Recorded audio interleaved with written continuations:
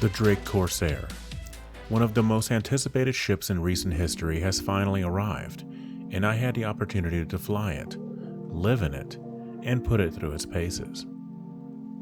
Today, I'll tell you what I love, what I dislike, and what I think is flat out not okay with the ship. The ship has been in development for over a year, and the hard work of the designers shows. The overall Drake design language is very present and impactful here, borrowing from previous models. Even the nose of the Corsair is very reminiscent of the Caterpillar's control module. The most iconic features are its wings, but not just that they exist, but also because they fold and move in a way that reminds me a lot of Star Wars. The mechanism is fluid and quick. What is even better is that the wings can be folded independently of the landing gear. That's right, you don't have to lower your landing gear just so you can fold the wings.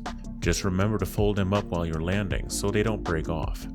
It's a ship that thrives in space, but does just fine in the atmosphere of your favorite planet, as long as you get used to its bookshelf aerodynamics.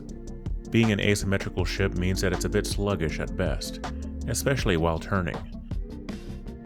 But the Corsair wasn't designed to outmaneuver small fighters to begin with. As long as you keep the speed at SCM or lower, you should be able to turn just fine. Moving from outside to the interior, we've got a gorgeous layout with typical Drake aesthetics. The flow from front to back is great, and I'll go over each section in detail. We'll start in the back, saving the best, the cockpit, for last. Cargo.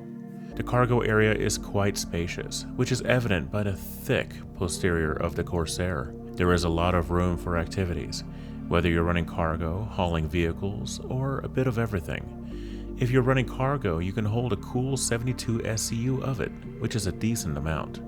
The cargo ramp door looks and sounds amazing, although it strongly reminds me of a Decepticon when activated.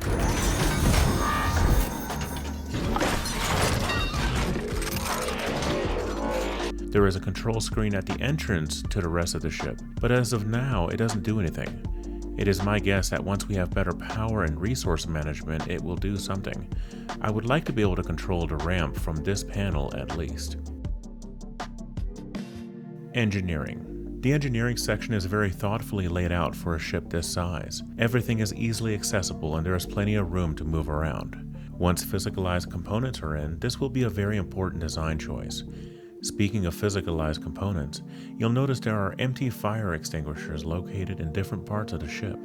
These will eventually be filled with actual usable extinguishers, as it has been shown in CIG's development videos in the past that will actually be able to fight fires with both extinguishers and by controlling the atmosphere in different sections of the ship. This is gameplay that I'm really looking forward to. Airlock. Off to one side of engineering, we have the airlock. The airlock consists of 4 suit lockers, a space for 6 different rifles and 9 handguns or tools. Using suit lockers is more emergent gameplay I'm excited for. The large round door is the actual airlock door itself. There is one interior door and one exterior. Both can be left open at the same time, which doesn't really make sense. Unless you have the control to completely lock the entry door from engineering, you depressurize the room instantly. Another thing that is odd is that the exterior hatch cannot be closed from the inside once it is opened. It should be able to be closed from the inside. Actually, both hatches should be operable from the control panel. Habitation. This is my favorite part of the Corsair. It's simple and militaristic. Not too comfortable, but everything you need for your crew. There is a table that seats 6 comfortably, a kitchenette, some monitors hanging from the ceiling, and a water closet complete with toilet and shower. At the other side of the ship, we have 3 private rooms. I enjoy seeing the functional use of space in these rooms. Each one has cargo netting for holding personal effects. And while all 3 have beds and closets, each room has different ship internals. The ship feels exposed, reminding you that when you awake that you're definitely aboard a functional military vessel, unlike the comforts of a luxury yacht like the 890 Jump. Elevator. There are things that I love about the elevator and others I do not. I love that the elevator functions to take you to the surface or to the roof of the Corsair. It works for the most part. When taking you to the roof, part of the mechanism comes with you, which doesn't look that great and definitely was not part of the videos that came from the Inside Star Citizen video when they detailed it. This reminds me of the same mechanisms on the Hercules and how it lowers and stays there even after the elevator goes back up. Certainly an oversight and one that should have been caught before release. Turret bays. Moving further to the front of the ship, we have the turret bays. These two side turrets feature a total of 8 size 2 Badger repeaters, delivering 615 sustained DPS. Both turrets have wonderful visibility and range of motion. Captain's Quarters. Within the front of the ship, we have the Captain's Quarters. I appreciate that these quarters are a bit smaller than the crew's, but a very strategic location should the captain be needed to take over controls in the cockpit or be a gunner.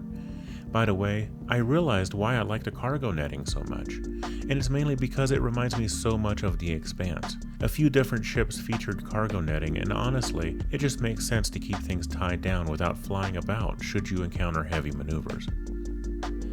Cockpit. And here we have the cockpit. The cockpit is without a doubt following the Drake design language. However, I must point out that the jumble of monitors looks more personal to me.